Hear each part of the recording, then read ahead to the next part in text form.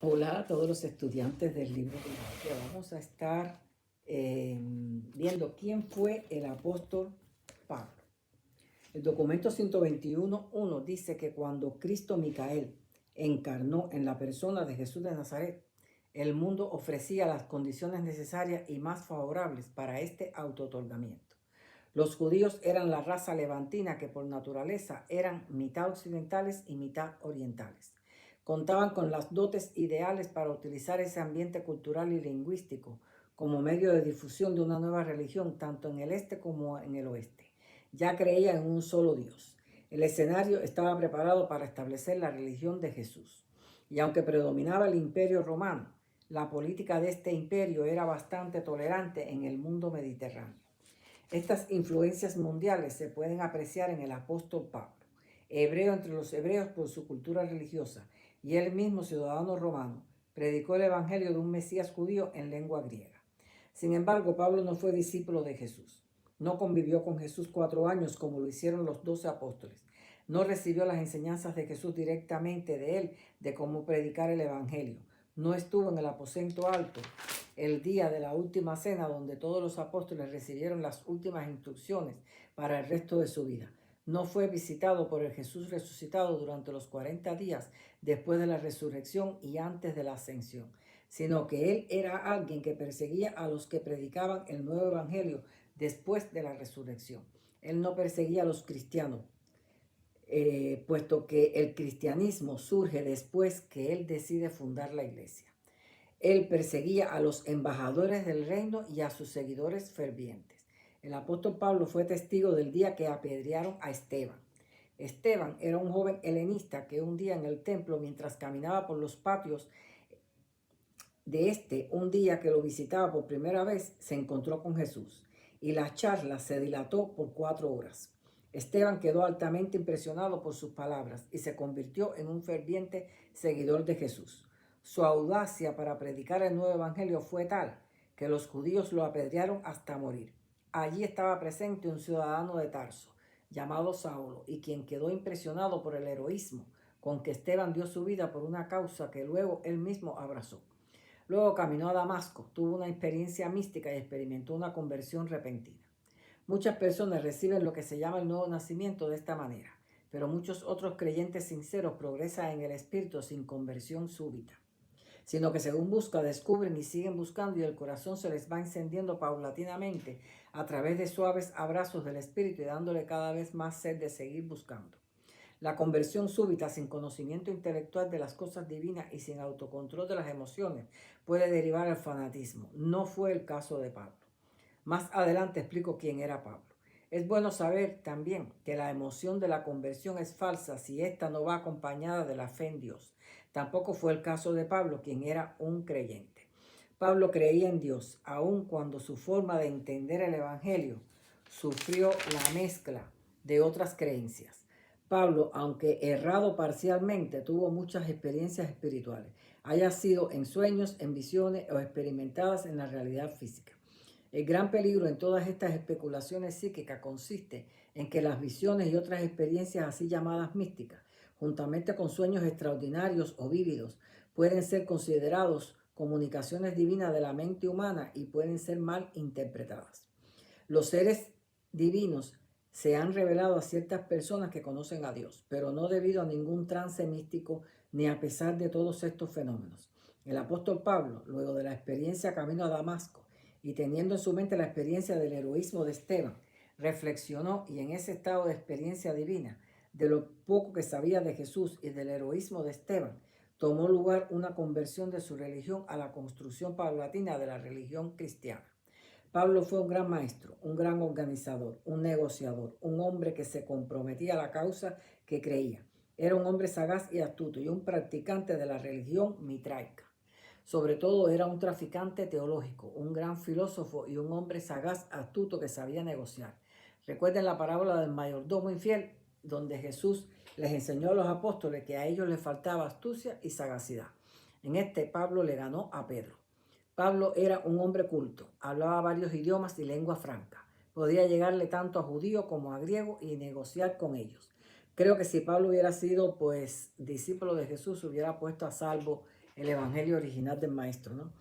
Pablo, luego de haber resuelto predicar el evangelio, tomó lo mejor de su religión mitraica, lo mejor de la religión estoica, lo mejor de la filosofía griega, lo mejor del judaísmo y otras religiones y la teología hebrea. La teología hebrea estaba estructurada por Filón de Alejandría, y luego se le sumó todo lo que Pedro le enseñó, que ya había convertido la religión de Jesús en la religión sobre Jesús. En vez de hablar de las enseñanzas de Jesús, hablaron de la muerte y resurrección de Jesús. Y usando todas estas estrategias que son encomiables, inventó la religión cristiana, que vino a ser la mejor religión hasta ahora, después de la que Jesús implantó. Y así la fue perfeccionando, quitando y añadiendo para hacerlo aceptable a los potenciales conversos. Y aún así, el cristianismo no quedó libre de confusiones. Entre lo que le añadió estuvo la doctrina de expiación y del pecado original, Jesús como último sacrificio. También la segunda venida del Mesías en poder y gloria. La misma idea judía. Jesús nunca enseñó esto, ni él dio su vida para perdón de pecados ni como último sacrificio. Jesús nunca enseñó esto y tampoco otras cosas de comportamiento o conducta humana que él menciona en sus epístolas. Mucho de lo que hay en sus cartas fueron opiniones personales de él y cristalizaciones de las religiones que practicaba antes. A Pablo lo ayudó mucho también a que la religión no la permitiera, más aún el hecho de que Jesús, cuando hizo su recorrido por el Mediterráneo, antes de comenzar su ministerio como tutor de Ganit y acompañado por el padre de este, un mercader rico, dejó plantado la semilla por donde quiera que pasó. En estos lugares lo conocieron como el escriba de Damasco. Y estas personas que tuvieron la oportunidad de recibir las enseñanzas del maestro no permitieron que se cambiara lo que el maestro enseñó. Así que además de ayudar, fue también una especie de freno para no inventar más de lo que ya había inventado Pablo. Pedro se unió a Pablo en el esfuerzo de rescatar y hacer sobrevivir las enseñanzas del maestro, que aunque aparecen parcialmente y otras modificadas, el que tiene discernimiento las atrapa. En las epístolas, Pablo dice que tuvo una experiencia de haber sido arrebatado al tercer cielo. El libro de Urantia dice que fue su espíritu residente, fue quien se separó de su... quien se separó fue su ajustador durante el sueño y en ese estado extraño pudo visualizarlo. Es más o menos lo que conocemos por el astral, pero para experimentarlo tendríamos que tener un espíritu autoactuante. Seguramente Pablo lo tenía. Pablo probablemente era un hijo del destino. Es claro, no. Y que tenía un ajustador autoactuante. Es posible que todos los hijos del destino lo tengan. Es posible que a medida que la civilización avance espiritualmente, sean muchos los que lo tengan. Eso no lo sabemos bien, pero cuanto más avance una civilización, es sentido común que habrá más hijos del destino. Y más con espíritus residentes autoactuantes que no solo les muestre otras dimensiones, sino que puedan profetizar y tener visiones y visitas celestiales o contactos. El apóstol Juan fue otro que en sueño llegó al quinto cielo y divisó según él el trono de Dios. Pero dice el libro de Urantia que era la sede central de Sálvinto. También todas estas cosas son a través del ajustador del pensamiento, a través del astral, esas cosas. No es que uno es arrebatado allá. Okay. También dice que lo que vio del lago de fuego fue la esfera donde se produce el juicio final de los no salvados. Los hombres lo han interpretado como el infierno, el lago de fuego eterno. Quizás es la cámara de extinción. El suplicio eterno no existe según el libro, sino una esfera donde se espera el juicio para la extinción, puesto que sus nombres no aparecen en el libro viviente para la resurrección de los sobrevivientes. Pablo también vio la parte de la resurrección dispensacional pasada y la tomaron como una profecía del futuro. Los muertos en Cristo resucitarán primero, luego los que habremos quedado seremos arrebatados con Él. Hay un peligro en interpretar las experiencias divinas como profecías futuras. Muy bien puede ser cosas presentes en otras dimensiones o hechos ya que pasaron del pasado. O cosas que van a ocurrir recientemente, pero no tampoco una cosa tan del futuro tan lejano. Pero Pablo parece que pertenecía al cuerpo de reserva del destino y quizás ya había tomado la decisión suprema de asociarse a su ajustador. Esto no quiere decir que las cosas debió salirle perfectas. Recuerden que siempre influyen las creencias cristalizadas o limitantes, así como la cultura, los tiempos que le toca vivir a uno. Por eso sí, estaba seguro de su fe y compromiso con Dios. Es decir, todo el que es llamado como hijo del destino no tiene esa comunicación directa como algunos dicen, no, que se me sienta ahí adelante y es como hablar tú y yo. Me parece que eso no es así. Porque si no, estos hijos del destino hicieran las cosas perfectamente como tienen que ser. ¿Okay? Y los hijos del destino nunca llegan a hacer las cosas de la forma que el ajustador quisiera que lo hiciera. Porque el ajustador no le va a decir, haz esto, porque todo estaría como interviniendo en el libre albedrío. No, nosotros tenemos que saber que discernir qué es lo que quiere. Y nos equivocamos muchas veces. Y a veces aceptamos y no aceptamos perfectamente. ¿Okay?